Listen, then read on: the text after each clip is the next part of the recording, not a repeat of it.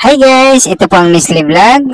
Nagbibigay tips tungkol sa pagre-repack ng iba't ibang klaseng mga gummy candy at mga kotkotin.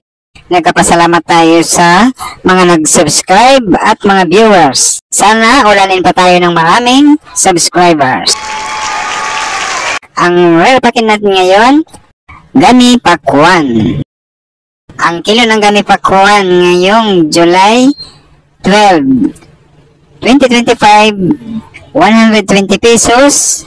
Ang 2.5 kilograms, 300 pesos presyong sa May Divisoria, Manila. Ang gagamitin natin plastic, 3x4. 4 na piraso ng gummy candy, pang 5 peso.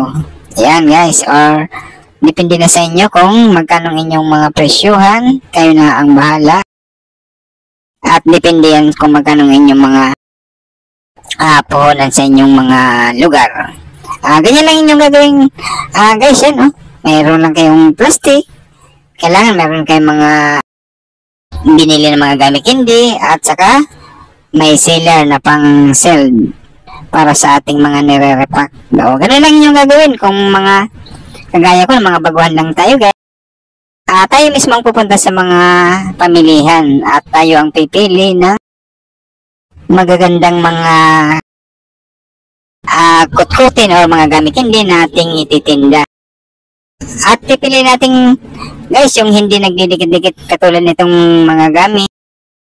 Kasi yung iba nito maglalagkit o nagdidikit-dikit. Pipili ninyo yung magandang klase at saka hindi nagdidikit-dikit yan. Bago naman natin ito i-sell, bibilangin natin kung magkano ang ating gustong tubo at kung magkano ang ating puhunan para at malaman natin kung magkano ang ating tutubuin. Depende sa inyo kung magkano inyong bintahan.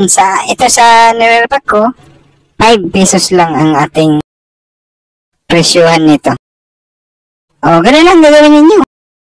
Mga pagre-repack nito, napakadali lang to gawin yan. Kahit naman mga nasa bahay lang kayo kung gusto nyo kumita.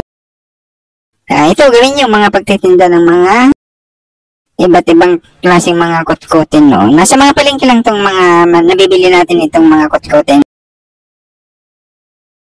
Kahit hindi naman gaano kalaki ng ating mga puhunan, mag-umpisa tayo ng maliit muna ng mga paninda.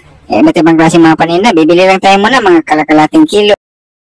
Pag nasubok ninyo na maging mabilis sa inyong mga lugar, yan, pwede nyo na duduble nyo ng iyong pagbibili sa susunod para mas marami tayong kikitain. Yan.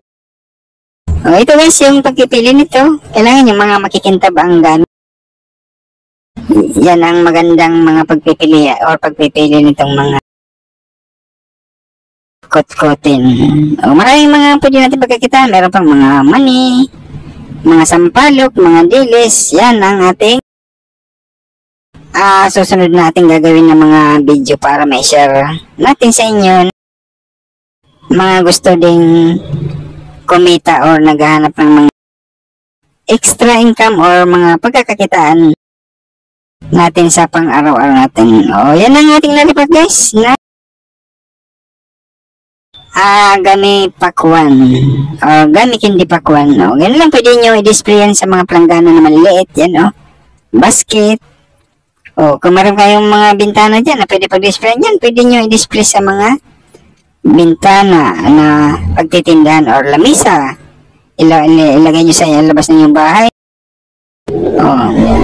Pag nakita ng inyong mga kapitbahay or mga dumadaan sa inyong mga lugar, yung bibili yan, pabalik-balik yan, bibili sa inyong mga lugar. Guys, ganun lang yung gagawin guys ng pagre-repack nitong mga kutkutin. Guys, nagpasalamat tayo sa lahat ng mga nag-subscribe at mga nanonood dito sa mga video ng Miss Lee Vlog. Thank you guys. Sana marami pang mag-subscribe at gawin nyo rin para paras tayong kumita. Thank you guys. Bye.